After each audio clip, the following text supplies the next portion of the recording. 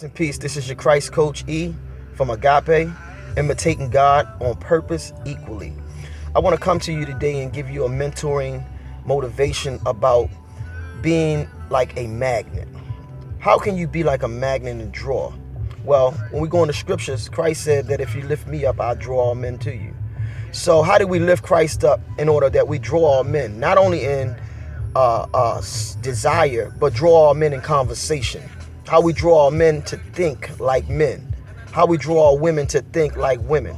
Well, we have to first put on the image of God. Genesis 1:27 talks about man and woman being made in the image and after the likeness of God. He made them. So the first and the foremost thing that we must do is that we have to begin to live agape. Living agape is living to your highest potential and your highest image in who you are in God. A lot of us, we search out in life what our purpose is. We search out and what our, what are we going to be in life? Some people ask, the question, what am I here to do? Well, the first thing you're here to do is imitate God.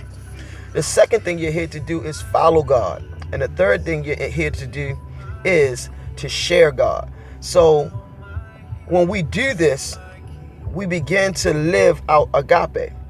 Now, let's take this to where and how God formulated agape. It stems from agape.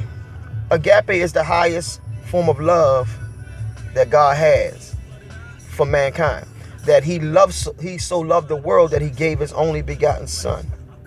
Now, when you so love God, you will give your only self. You will let go of who you are. You will let go of your opinions. You will let go of your mere ideas and what you think and how you think you should live. Once you do that, then you begin to live agape. You begin to imitate God on purpose. It's nothing you would be trying to do. It's nothing that you are working out or training to do. You automatically do it because it was how you were created. Now, why am I saying all this? Because I want you to first understand that in order for you to be able to be a magnet and attract others, they have to see God in you. And now, I know that it's sometimes difficult to have people see God in you because they have not had their eyes checked. Meaning that, as Christ said, a prophet is without honor in his own home. Well, we know only way a prophet is without honor in his own home is because people are not seeing the prophet for who he is. They have not seen who Jesus really is. They still seeing that one that was born in a manger. They still seeing that which was not, they thought that was not good come out of Nazareth. So most people will see you and they will see you. Now, is it your job to convince them that you are not who they see? No. It's just based on you being who you are. You having the wisdom of God, the knowledge of God. And when you open your mouth, it's just that. One thing I had to find out in life was that you can't go on trying to have people understand you. You can't go on trying to allow people to, see you a certain way, and you try to live up to their expectations. When you begin to live for God, it doesn't matter how people see you. You just be you. You speak what God says speak. You react the way God wants you to react. And so we just got to understand that everybody's not going to agree with us. Sometimes when that magnet, the opposite of that magnet attracting is repelling. Some people are going to repel you. Some people are not going to gravitate. Some people are not going to be attracted to you because sometimes the people that you're trying to attract is in total contradiction to their life. It's in total contradiction to the way they think. And we have to understand that unless two agree is the only way that they can walk together.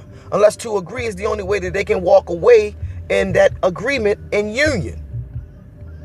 But it has to start with first you two both being in the image of God. Set aside ourselves. Too much of us is involved in our life. And when too much of us is involved in our life, then God can't live.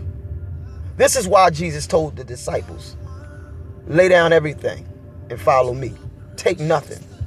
Taking nothing not meaning just your clothes. Taking nothing not just meaning finances. Taking nothing means that you ain't taking even your lifestyle. You ain't even taking your identity. You ain't even taking your opinions. You're starting to see things new. You're beginning to open your eyes that two may walk together. Because when we deal with people, when we're mentoring and inspiring people, their thinking is not like ours. Their concept is not like ours. Their opinions are not like ours. So we have to humble ourselves. And that's on both aspects. They have to humble themselves. We have to humble ourselves. That we can get back to Genesis 1:27 and be a generation 1:27. A love, of peace, and a sound mind. Until next time, talk to you. Shalom.